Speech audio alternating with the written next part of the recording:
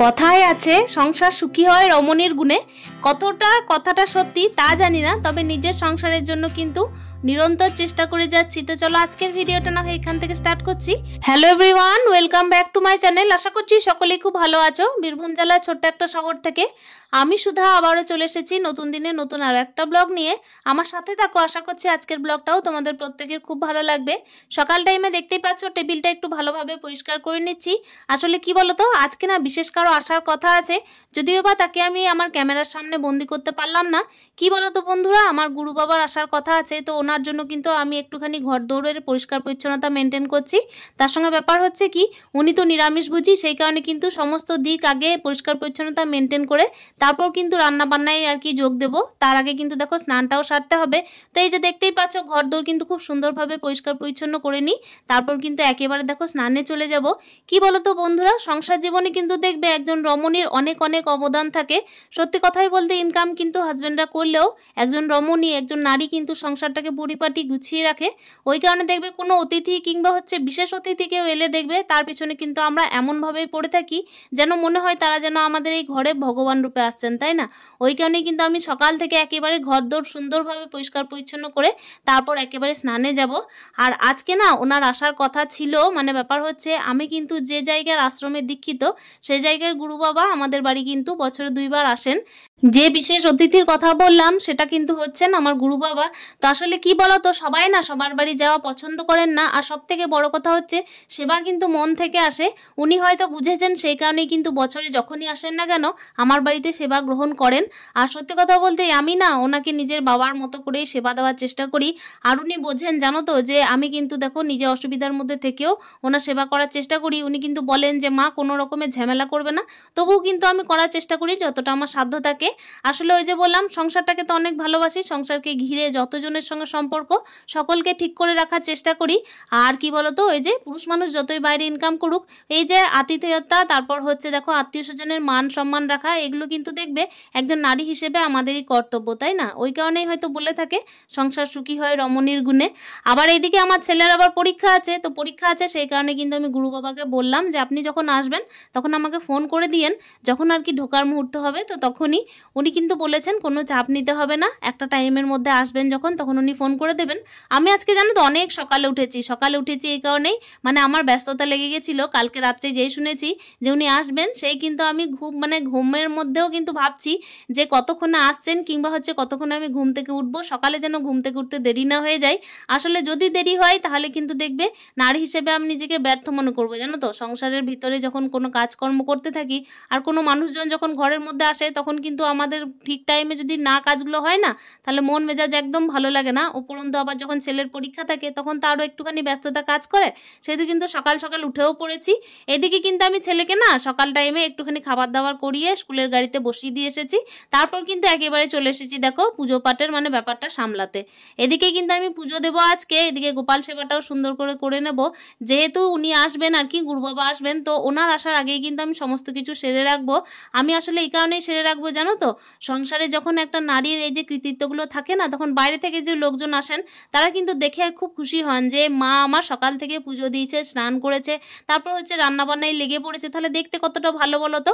আর উনি যখন আসবেন তখন ওই যে বাসি কাপড়ে থাকবো, তারপর ঘর দৌড় একদম অগোছালো করে রাখবো, সেগুলো দেখতে কতটা খারাপ লাগে, তাই না? আর এই তো আমি কিন্তু পুজোটা দিয়ে নিয়েছি ওপরে, তারপর দেখো গোপাল সেবাটাও দিয়ে নিচ্ছি। গোপালকে কিন্তু আজকে দেখো রসগোল্লা আর চিড়ে দিয়েছি ভোগের মধ্যে। রসগোল্লাটা কিন্তু আমার মা নিয়ে এসেছিলেন, তো ওই কারণে দেখো আমি কিন্তু একেবারে রেখে না দিয়ে সুন্দরভাবে গোপাল সেবাটা দিয়ে নিলাম। আর কি বলতো, এবার কিন্তু একদম লেট না করে রান্নাঘরে ঢুকতে হবে। গোপাল সোনার এই যে মুখটা মুছিয়ে দিলাম, জল খাওয়ানো হয়ে গেল, স্নানটাও অলরেডি করিয়ে দিয়েছিলাম। এরপর দেখো সুন্দর করে গোপাল সোনাকে শৃঙ্গার করিয়ে একদম ভোগ দিয়ে সুন্দরভাবে বসিয়ে রেখে দিয়েছি। বললাম একটুক্ষণ বসে থাকো, তারপর কিন্তু ভোগটা তুলতে যাব। এই যে দেখো তার মাঝে কিন্তু দেখতেই পাচ্ছ এদিকে রান্না বান্নাটা বসিয়ে দিয়েছি। আসলে ব্যাপার হচ্ছে উনি কিন্তু এক জায়গা থেকে আর কি টিফিনটা সেরে এসেছিলেন। উনি বলেছিলেন যে আমি আরও একটা ভক্তর বাড়ি থেকে টিফিনটা সেরে আসবো, তো আমি কিন্তু টিফিনের কোনো রকমের ব্যবস্থা যেন না হয় সেই চেষ্টাই করছি। তো এই যে দেখতেই পাচ্ছ আমি কিন্তু এদিকে সবজিগুলো রাত্রিবেলায় কেটে রেখেছিলাম, তো সেই কারণে একটুখানি সুবিধা হয়েছে জানো তো। সবজিটা যদি মানে কেটে রাখা হয় না তাহলে সুবিধা হয়। আর গুরু বাবা যেহেতু হচ্ছে নিরামিষভোজী, তো সেই হেতু কিন্তু দেখো একটুখানি বুঝতে অসুবিধাও হচ্ছিল যে ওনাকে কি দিয়ে আর কি খাবার দাবার দেওয়া যায়, কি দিয়ে সেবা দেওয়া যায় ওনার। তো দুপুর টাইমে সেবাটা একটুখানি যদি ভালোভাবে না হয় তাহলে ভালোও তো লাগে না। ওনাকে যদিও বা ক্যামেরা বন্দি করতে পারছি না, আসলে কি বলতো এটা না আমার নীতি বিরুদ্ধে মনে হলো, ওনার আর কি ছবি তোলাটা আমার ঠিকঠাক মনে হলো না ওই কারণেই। আর যদি বা উনি আর কি পারমিশন দিতেন তাহলে হয়তো তুলতাম, কিন্তু আমি কোনো রকমের কোনো জিজ্ঞাসাও করিনি। আমি এমনকি বলিও নি যে গুরু বাবা আমি যে ব্লগ শেয়ার করি তো কোনো রকমের ছবি কি তুলতে পারি। সে যাই হোক, তোমরা যখন আমার পরিবারের অংশ তখন কোনো না কোনো টাইম যখন আমি আশ্রম যাব তখন নিশ্চয়ই দেখানোর চেষ্টা করব কারা আমার গুরু বাবা গুরুমা আর কোথায় আমার আশ্রম। তো এই যে দেখতেই পাচ্ছ এদিকে কিন্তু আমি একটা আলুর ভুজিয়া করে নিচ্ছি। তো আলুর ভুজিয়াটা না কাল থেকে কেটে রেখেছিলাম, তো মানে আমি এই ফার্স্ট টাইম আর কি ট্রাই করলাম। খুব সুন্দর সুন্দর আর কি বানিয়ে থাকে দেখেছি অনেক অনেক দিদি ভাই, তো আমি যদিও বা ট্রাই করেছি, খারাপ হয়নি, ভালোই হয়েছিল। আসলে চেষ্টার ফলই কিন্তু আসলে আস্তে আস্তে সুন্দর হয়, চেষ্টা না করলে কিন্তু কোনোটাই সুন্দর হয় না, তাই না? তাই ফার্স্ট চেষ্টাতে যা হয় সেটাই কিন্তু অনেক বলে মনে হয়। আর এই যে দেখতেই পাচ্ছ একটু একটু করে তুলে নিলাম। তারপর কিন্তু এই যে কুমড়ো ভাজা করছি, কুমড়ো ভাজাটাও কিন্তু নুন হলুদ মাখিয়ে তারপর দেখতেই পাচ্ছ ডুবো তেলে ভেজে নিচ্ছি। তারপর কিন্তু দেখো আমি আবার বাজারও যাবো জানো তো। এইদিকে যে সবজি টবজিগুলো চাপাচ্ছি না ওগুলোকে একদম সিমে দিয়ে তারপর কিন্তু মাঝে আমাকে একবার বাজারও যেতে হবে, অনেকটাই সেরে নেবো রান্না আজকে জানো তো। আমার অনেক সকাল সকাল অনেকগুলো রান্নাও হয়ে গেছিলো, মানে কত সকালে উঠলে কত কি যে কাজ হয়ে যায়, তারপর হচ্ছে রান্না বান্নাও যে টাইমে হয়ে যায়, খুব ভালো লাগলো জানো।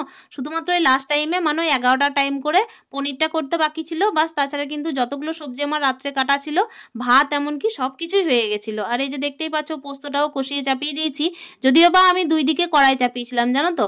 তো এই যে দেখতেই পাচ্ছ এইদিকে কিন্তু ভাতটা হতে থাকছে আর ওইদিকে কিন্তু পোস্তটা কষিয়ে দিয়েছি।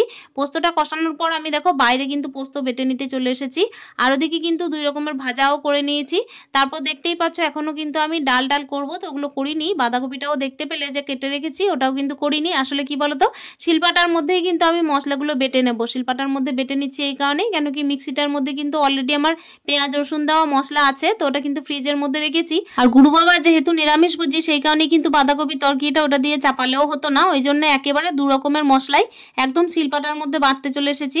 আর ওইদিকে দেখতেই পেলে পোস্তটা কিন্তু কষাতে দিয়েছি, আর কষাতে কষাতে এইদিকে কিন্তু হয়েও যাবে সিদ্ধ, সেই কারণে একেবারে ওই টাইমের মধ্যে পোস্তটাও বেটে নিচ্ছি। আসলে কি বলতো কেউ এলে না খুব তাড়াহুড়ো লেগে যায়, মনে হয় কি যে ঠিক টাইমে যদি আমি মানে খাবার দাবার ঠিকঠাক পরিবেশন করতে না পারি তাহলে না নিজেকে একদম ভালো লাগবে না। তারপর ব্যাপার হচ্ছে কি বলতো ছেলেরও দায়িত্ব আছে, ছেলের যেহেতু মানে 1:30টার মধ্যে স্কুল ছুটি হয়ে যাচ্ছে এখন, ওইদিকে আবার ছেলেকে নিয়েও মানে আরও তাড়াহুড়ো লেগে যাবে, ওই কারণে সমস্ত কিছু আগেই রেডি করে নিচ্ছি। আবার ওই যে বললাম বাজারও যেতে হবে, তো বাজার যেতে হলে তো আমাকে টাইমটা হাতে নিয়ে যেতে হবে, একা ঘরে তো চারিদিকে ছোটাছুটি বুঝতেই পারছো।